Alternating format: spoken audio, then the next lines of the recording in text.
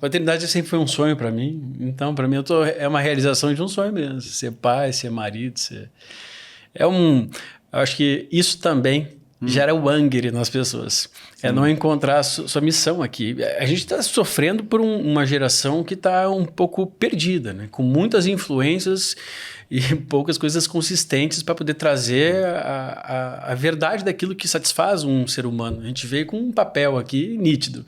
Construir, somar, encontrar o nosso propósito. Não precisa nem falar de missão, né? A gente tem um propósito aqui, cada um tem um. Quanto mais perdido a gente fica, é muito importante mais infeliz. Ter, né? O excesso de possibilidade paralisa também, né? Quem pode tudo acaba não fazendo nada. Né? E a sensação que dá hoje é que a gente pode falar qualquer língua, aprender qualquer coisa, ser qualquer coisa. E aí fica essa coisa no meio do caminho, assim, né? Sem buscar a essência, sem buscar o propósito. E, aliás, a essência desse nosso podcast é justamente falar de continuidade. O Snagli, o Encontro de Gerações, é para a gente falar como uma geração pode complementar a outra, como manter a nossa identidade como família, como construir um legado. E o Vitor tem uma história familiar muito interessante, porque tem o pai médico, Sim. tem o irmão médico, né? Também. Uma outra irmã médica mais jovem. Uma outra irmã médica, tinha esquecido dela. Uma escapou, foi trabalhar com marketing médico. Então a família, né? Mas começou escapou com o meu pai. médio, né? Escapou médio, né? Mas foi... E sem influência anterior, né? Meu avô não teve formação, meu pai que começou mesmo na medicina. E como é que foi a referência do teu pai para tuas escolhas, para você... Foi muito forte. E aí eu acho que combina muito com o que tu trouxe aqui. Eu aprendi a fazer. Faz primeiro o possível, depois aquilo que tu imagina. Primeiro o possível, depois o imaginável. Porque... Eu apreço a medicina, para mim, eu não tinha propriamente. Eu tinha um apreço ao meu pai. Para mim, o pai era herói mesmo. Né? Então, meu pai me teve com 19 anos. Então, meu pai e minha mãe. Minha mãe tinha que ficar em casa com o filho, logo depois teve mais um, mais outro, mais outro. E meu pai tinha que trabalhar. Meu pai era segurança de manicômio, cara. Meu pai era faixa preta de karatê, e antigamente era manicômio que chamava, né? Sim. E era faixa preta de karatê e Kung Fu era quase formado. Ele foi o segundo formado no Rio Grande do Sul com Kung Fu, porque Kung Fu não se fala faixa, né? Só formado, mestre. E ele, então, imagina, foi uma época que meu avô tinha perdido, meu avô foi altos e baixos a vida inteira, coitado. Ele tinha perdido tudo, e meu pai, eu dava aula de graça num cursinho pré-vestibular para poder ter as aulas no cursinho de graça também.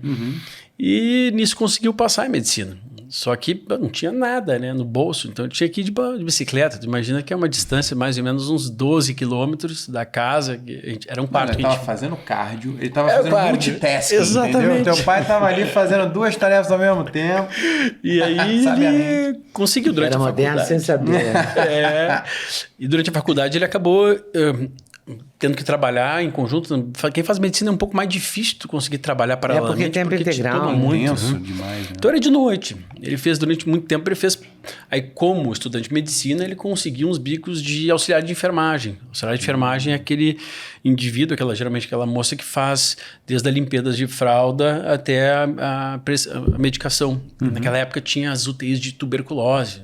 Então ele trabalhou muito tempo naquilo, porque era o que mais dava nos plantões de noite para poder de dia estudar. E fez a vida, cara. E ele é o quê? Cirurgião plástico? Cirurgião plástico. E ele me puxou muito, porque eu era um filho mais velho e ele trabalhava bastante. Meu pai teve um medo, até hoje não morreu, né? Mas ele teve um medo, numa das viagens dele, ele adquiriu o dengue. Naquela época ninguém pensava em dengue no Rio Grande do Sul, porque ninguém viajava muito pelo Brasil. E ele estava em Rondônia, fazendo cirurgia plástica lá, uma vez, uma demonstração. Ele voltou e teve uma dengue. Ele imagina, ninguém sabia o que era. Internou, foi ver o que era, ficou amarelo, o que houve? Era uma dengue hemorrágica. Hemorrágica? E ele se juntou, então, eu lembro direitinho, eu estava no primeiro, segundo ano de faculdade, E ele ficou com medo de morrer com 4 filhos. Imagina, ele falou, Vitor, assim, sem querer te pressionando, aprende tudo que tu puder comigo. Porque faltando eu, tu sabe que teu avô não tem condição de sustentar a tua família, tua mãe cuida dos teus filhos, e tu é o cara que pode, se formando, pelo menos já ter um caminho andado comigo aqui, aprendido aquilo que eu aprendi.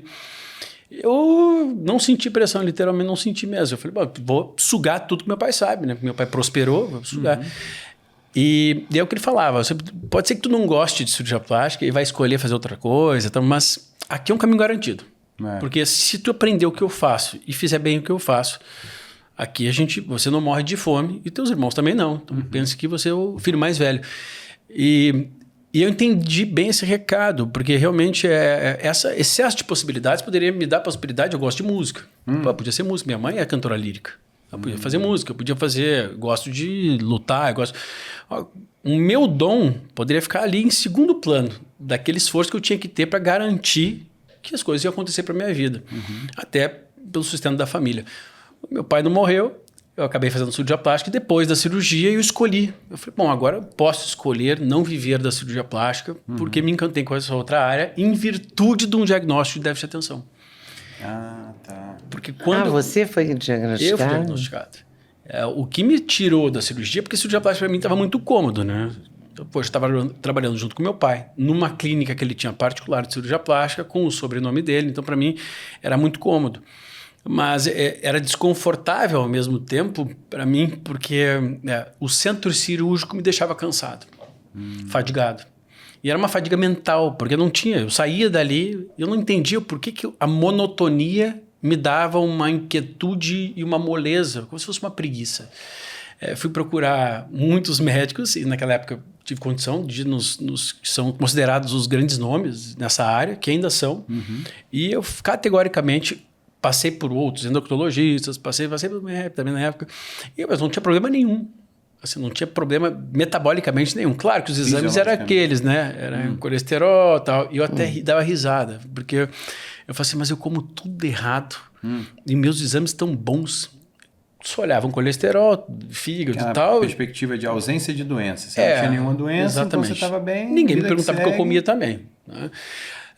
A única vez que me perguntaram o que eu comia, a indicação foi, tu não come muitos vegetais, muitas fibras, faz o seguinte, todos os intervalos de cirurgia, tu compra, nem tinha no Brasil, tu compra aquelas barrinhas de cereal lá nos Estados Unidos e traz. Cara, foi a única vez que eu engordei na vida mesmo. Barrinha de cereal era aquela coisa Nossa senhora, cheio de açúcar. Quando surgiu, eu comi um monte também, achando que eu tava me entupi. Trio e Nutri. Eu lembro. Tinha o trio e tinha o de banana, mel, que a última coisa que tinha era banana e mel.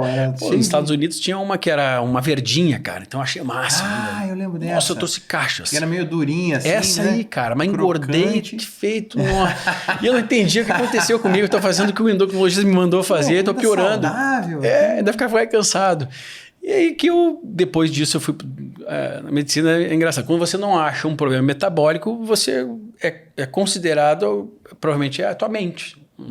Deve ser coisa da tua cabeça. Mas, sim, na neurologia, na psiquiatria, eu fui categoricamente diagnosticado com TDAH em consultas, assim, às vezes de 15 minutos. Assim, não, é TDAH. É que o TDAH, o pessoal fala muito que tem a ver com o histórico do paciente. Para fechar um diagnóstico de TDAH... Não me perguntaram muito, tem que meio que olhar como é que foi a vida pregressa ali do paciente. Não tem uma E por que eles achavam que você tinha TDAH? Ou você tem mesmo? Eu prefiro pensar que eu tenho uma personalidade, uma identidade genética e que as minhas qualidades elas não se encaixam em algo que é tradicionalmente aceito como normal. Para mim não existe a normalidade. Tá? A normalidade, sim, existe o certo e o errado, ok? Mas a normalidade é uma necessidade da medicina, muitas vezes, ou então da psiquiatria, da psicologia, de encaixotar as pessoas no sentido que todos devem seguir um padrão. A gente deve seguir moralmente, eticamente, a gente tem um padrão. Agora, em comportamento, a gente não, desde que eu não agrido o outro, né? Eu tenho um jeito de pensar, de ser, uma dificuldade de ler tais coisas, facilidade de outras. Quando tu é obrigado a fazer tudo igual a todo mundo, obviamente, poxa, a pessoa que tem alguma genética um pouco mais desfavorável para um lado ou para o outro vai apresentar. Né? Até porque a alimentação conta muito para isso. E, infelizmente, nunca me foi perguntado sobre alimentação. A minha alimentação era literalmente um lixo. O que era a sua alimentação? Eu me alimentava basicamente de um bife, batata frita, arroz e feijão, né, no almoço. Isso não é lixo, né? Mas depende de como é que foi frita a batata. Café da manhã eu pulava muitas vezes. Quando comia era um misto quente ou um pão com manteiga. E jantar era o que tinha, era hambúrguer, era pizza. Como eu não engordava muito e como os exames me diziam que estavam tudo bem, eu falei, bom, então eu estou comendo mal e estou bem. Né? Eu falei, imagina a hora que eu comer bem, como é que vai ser? Mas eu não sabia que aquilo poderia afetar o cérebro, porque há uma desconexão. É como se o corpo fosse uma coisa e o cérebro outra. E afeta? Significativamente. Tu quer ver uma criança agitada, dê açúcar para ela. como todas comem açúcar todos os dias, elas são mais agitadas do que deveriam ser. Mas é a agitação que é suprida com a tela. E é a hora que ela chega na frente de um quadro negro. Então, sei lá como é que é o quadro. Que hoje em dia eles têm aula, o branco, o que vai acontecer? Ela não tem como gostar. Não consegue concentrar. Não tem como. Não é colorido, não tem um mundo à sua volta, não tem o hiperestímulo. Elas vão se agitar, ou vão perder a atenção. E aí, gostou desse corte? Gostei muito, mas eu acho que vocês devem assistir a entrevista completa, que está no YouTube, Leda Nagli, esperando por você. Essa série Hoje Nagli, o Encontro de Gerações, está imperdível.